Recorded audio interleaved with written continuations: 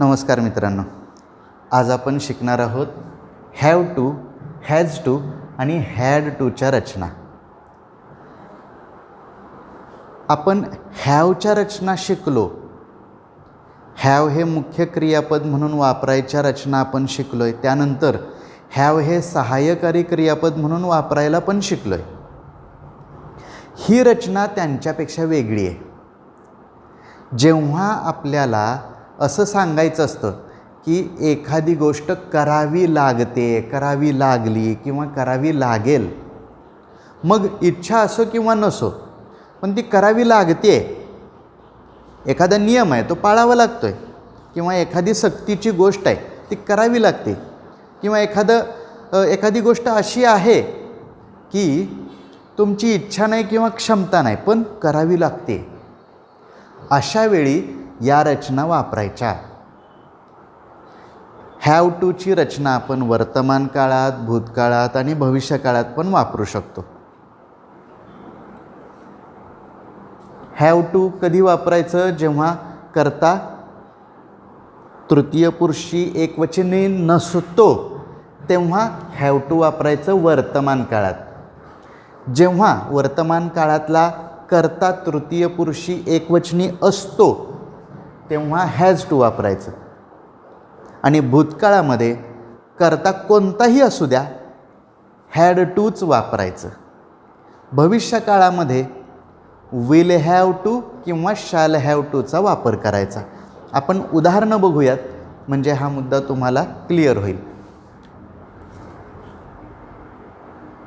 आपण एक उदाहरण घेऊया.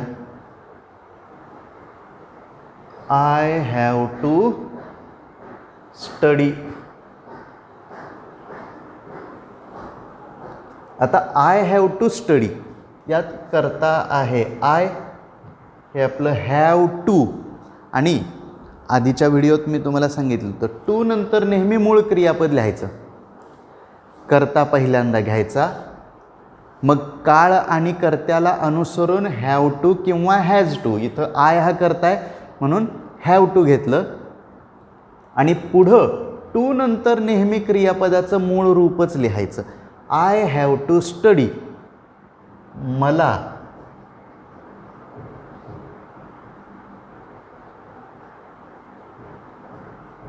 अभ्यास करावा लागतो. बघा लक्षात येतंय का? मला अभ्यास करावा लागतो असं म्हणायचं आहे. याचा आपण भूतकाळ करूयात. I had to study.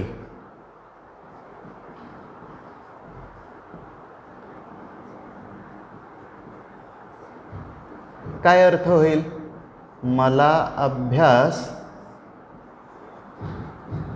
करावा लागला. बघा हॅव आलं लागतो वर्तमान काळ, हॅड आलं भूतकाळ झाला की इथं लागला असं होईल. आणि याचं आपण भविष्यकाळी वाक्य पण बनवूया. आता एखादी गोष्ट करावी लागते म्हणजे थोडासा ठामपणा पण आहे म्हणून आपण शॅलच्या ऐवजी विलचा वापर करणार आहोत. I will have to study. मला अभ्यास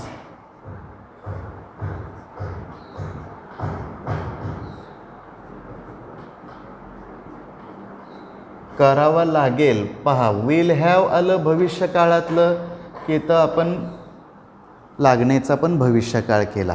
लागेल, लागतो, लागला, लागेल. आता आपण कर्ता तृतीय पुरुषी एकवचनी घेऊयात.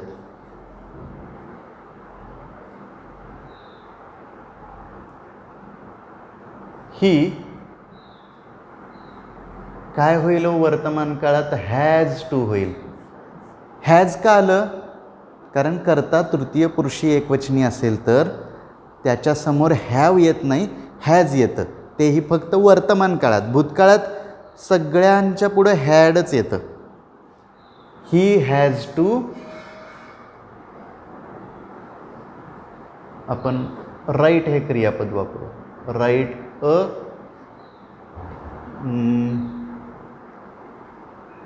स्टोरी असं म्हणू.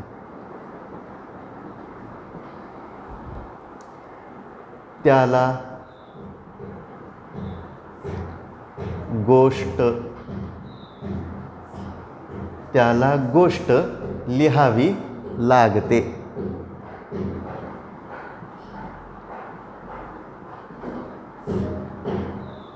त्याला गोष्ट लिहावी लागते, वर्तमान काळ. भूतकाळात काय होईल? He had to write a story. पहा, भूतकाळात फक्त आपण हॅडचा वापर करतो. इथं मात्र राईटचा भूतकाळ करायचा नाही, हे लक्षात ठेवा. भूतकाळ इथं आला की पुढं मूळ रूपच घ्यायचं. टूच्या नंतर क्रियापदाचं नेहमी मूळ रूपच येतं, हे लक्षात ठेवा. He had to write a story. भूतकाळ आहे हे या हॅडनं सांगितलंय. अर्थ काय होईल? त्याला गोष्ट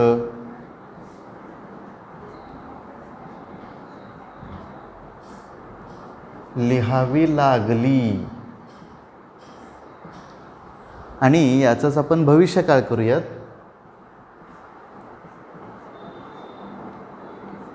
ही विल हॅव टू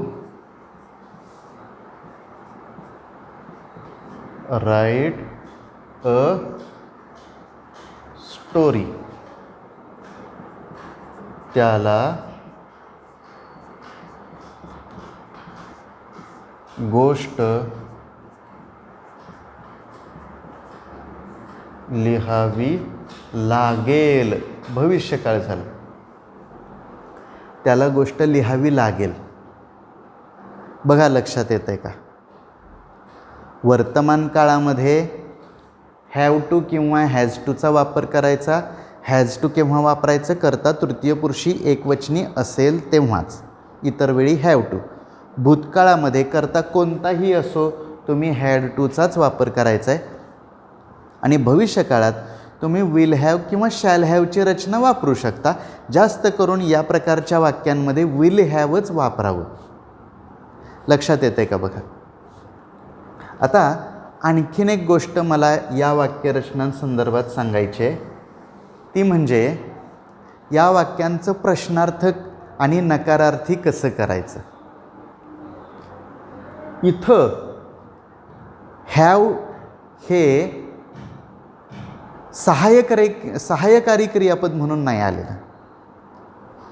त्यामुळं या वाक्यांमध्ये प्रश्नार्थक किंवा नकारार्थी करताना आपण डू, डज, डीडचा वापर करायचा आहे, हे लक्षात ठेवा. कसं ते तुम्हाला सांगतो.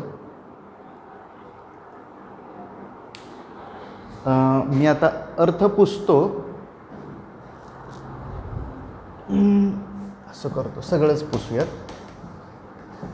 प्रश्नार्थक आणि नकारार्थी दोन्ही वाक्यरचना आपण शिकूयात.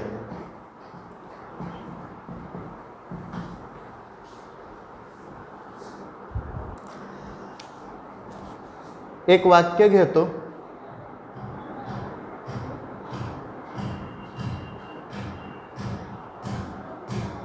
ही हॅज टू वर्क हार्ड. अर्थ काय होईल? त्याला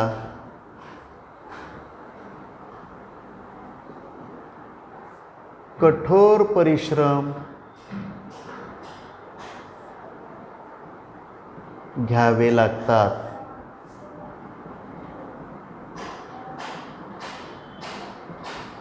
ही हॅज टू वर्क हार्ड. आता याचं मला प्रश्नार्थक करायचं आहे. प्रश्नार्थक करताना या एवढ्यामध्येच विचार करायचा आहे. सहाय्यकारी क्रियापद हे आधी आलं पाहिजे, पण इथं हॅज हे मुख्य क्रियापदासारखं काम करतं. ही एक वेगळी रचना आहे. तर इथं आपण सहाय्यकारी क्रियापद कोणतं घेणार आहोत? डू किंवा डज किंवा डीड. इथं काय येईल? या वाक्यासाठी काय येईल? हे वाक्य वर्तमानकाळी आहे म्हणल्यावर डू किंवा डज. कर्ता तृतीय पुरुषी एकवचनी आहे म्हणजे डजच. फक्त एक एक नियम लावत आपण नेमका कोणता शब्द वापरायचा आहे ते निश्चित करणार आहोत. हॅज जेव्हा येतं तेव्हा आपण डज घेतलं पाहिजे. डज सहाय्यकारी क्रियापदानंतर मग करता. पण आपण मागं शिकलेलो आहोत, डू डज डीड जेव्हा वाक्यात येतं तेव्हा ते एक अट घेऊन येत असतं. ते म्हणजे मुख्य क्रियापदाचं मूळ रूपच आलं पाहिजे. मग इथं काय होईल? डज आपण लिहिलं, त्यानंतर ही हा करता लिहिला. या हॅजचं होतं हॅव, ही हॅजचं होतं डज ही हॅव. आणि पुढचं वाक्य त्यात काही बदल नाही. To work hard. प्रश्नचिन्ह.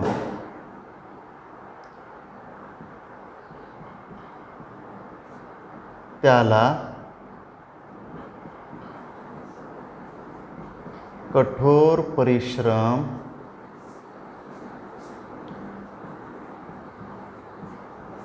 घ्यावे लागतात का?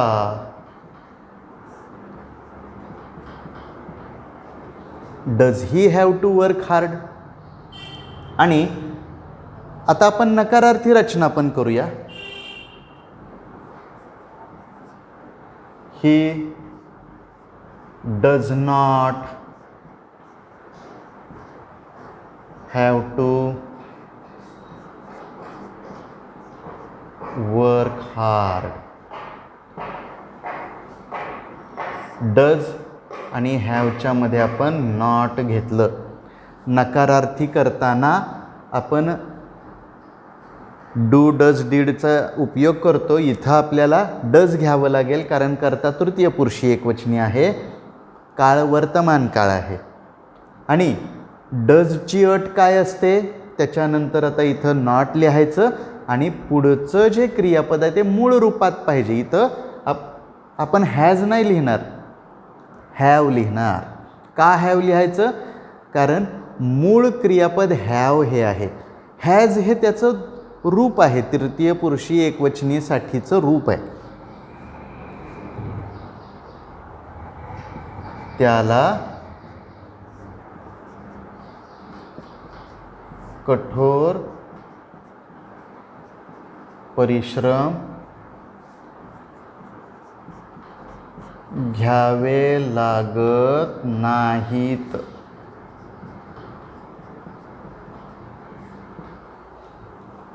बघा, आपण काय केलं? वर्तमानकाळी वाक्याचं प्रश्नार्थक आणि नकारार्थी केलं. इथं जर भूतकाळ असता तर काय केलं असतं? आता भूतकाळी वाक्यामध्ये इथं काय येईल?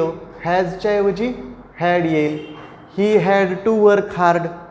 मग त्याला कठोर परिश्रम घ्यावे लागतातच्या तिथं काय होईल? लागले. इथं काय होईल? भूतकाळ जर असेल तर डजच्या ऐवजी आपण डीड घेणार. Did he have to. इथं हॅवच राहील. हॅड मूळ वाक्यात आहे, पण त्याचं प्रश्नार्थक करताना आपण आधी जर डू डज डीड घेत असू तर पुढं क्रियापदाचं मूळ रूपच लिहायचं असतं. त्यामुळं इथं हॅव तसंच राहिलं. Did he have to work hard. त्याला कठोर परिश्रम घ्यावे लागले का? असं होईल. आणि नकारार्थी करताना काय होईल? He does not have to work हार्डच्या ऐवजी he did not have to work hard. त्याला कठोर परिश्रम घ्यावे लागले सॉरी लागत नाही, इथं भूतकाळ आहे ना, आपल्याला इथं बदल करावा लागेल. लागले नाहीत. त्याला कठोर परिश्रम घ्यावे लागले नाहीत. लक्षात आलं का बघा. आणि या वाक्यांमध्ये जर आपण भविष्यकाळी वाक्य जर घेतलं तर काय होईल, भविष्यकाळामध्ये काय बदल होईल बघा.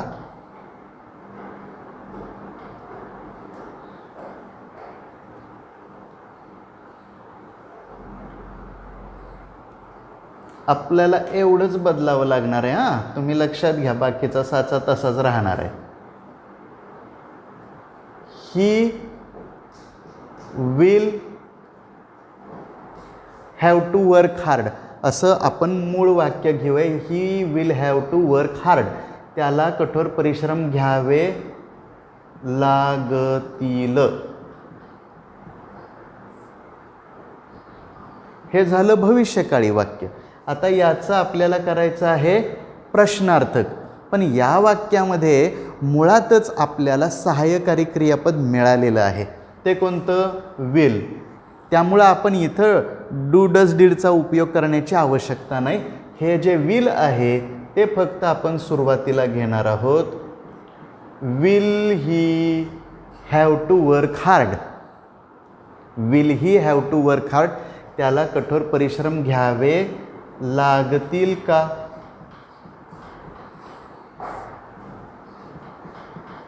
असं होईल. आणि नकारार्थीमध्ये या वाक्यामध्ये फक्त विल या सहाय्यकारी क्रियापदानंतर नॉट लिहिलं की त्याचा नकारार्थी होईल. ही विल नॉट, पुढचं तसंच हॅव टू वर्क हार्ड. त्याला कठोर परिश्रम घ्यावे लागणार नाहीत.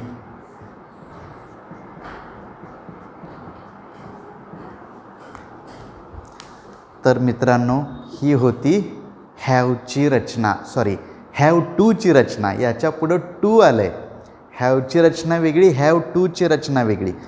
कधी वापरायची, जेव्हा एखादी गोष्ट करावी लागते. प्रत्येक वाक्याचा अर्थ वेगळा आहे. करणे वेगळं, करावं लागणं वेगळं. करावं लागण्यामध्ये स्वतःची इच्छा फार महत्त्वाची नसते. इच्छा असो नाही तर नसो, काहीही झालं तरी ते करावंच लागतंय. लक्षात येतंय. तर तुम्ही वेगवेगळी क्रियापदं घेऊन या प्रकारची किमान 10 वाक्य तरी बनवा आणि त्या वाक्यांचं पुन्हा प्रश्नार्थक आणि नकारार्थी पण बनवा. प्रत्येक वाक्याचा अर्थ लिहायला विसरू नका. ठीक आहे. आपण थांबूया तिथंच. Bye bye.